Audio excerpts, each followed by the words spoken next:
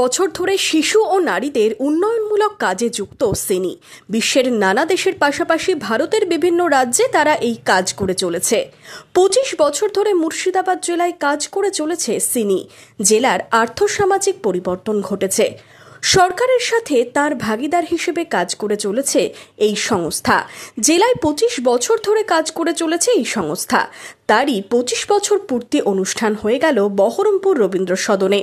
শুক্রবার জেলা প্রশাসনের আধিকারিক ও সংস্থার কর্মকর্তারা উপস্থিত ছিলেন অনুষ্ঠানে যোগ দেন সংস্থার প্রতিষ্ঠাতার সম্পাদক ডাক্তার এস.এন. চৌধুরী সহ অন্যান্য কর্মকর্তারাও। দেখবেন এখন শিশুরা খেলাধুলার জায়গা নেই, পার্ক নেই, তারা সবসময় স্মার্টফোনে লেগে আছে।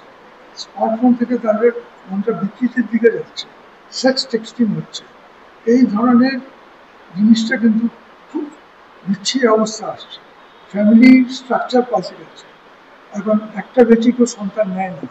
ও একটা সন্তান, সে লেখাপড়ার চাপ এত, সে প্রত্যেকেই IIT আর এইমসে যাবে, এবার অন্য কাজ করবে না। এই ধরনের পুরো ফ্যামিলি স্ট্রাকচার পাল্টে যাচ্ছে। শিশুরা বিভিন্ন রকমের চাপে, মেন্টাল হেলথ, কী বলবো, তাদের বিভিন্ন রকমের ডিপ্রেশন ভুগছে। বাবাদেরও চিন্তাভাবনা অনেক পাল্টে গেছে। তারা চাকরির খোঁজে এমনভাবে যাচ্ছে যে শিশুরা সময় দিতে পারছে।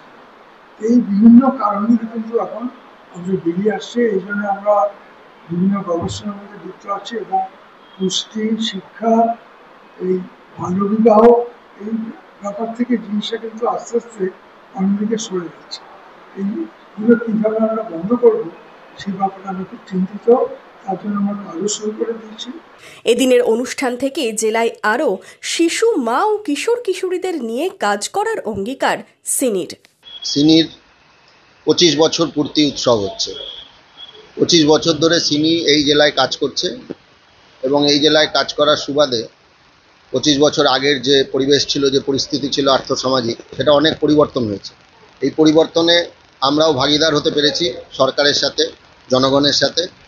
এটা আমাদের ভালো লাগছে এবং আগামী দিনগুলোতে আরও জেলায় যে সমস্ত জায়গায় কাজ করার প্রয়োজন আছে, যেটা বিভিন্নভাবে সরকারের সঙ্গে আমাদের কাজ যেহেতু একসাথে হয়, তো যেখানে যেখানে মনে হবে আমাদের প্রয়োজন আছে, আমরা সেখানে আমাদের কার্য পদ্ধতির মাধ্যমে সেটাকে অ্যাড্রেস করার চেষ্টা করব, যাতে আগামী বছরগুলোতে আমরা এই জেলার বাচ্চাদের জন্য, মায়েদের জন্য, কিশোর কিশোরীদের জন্য কাজ করতে পারি।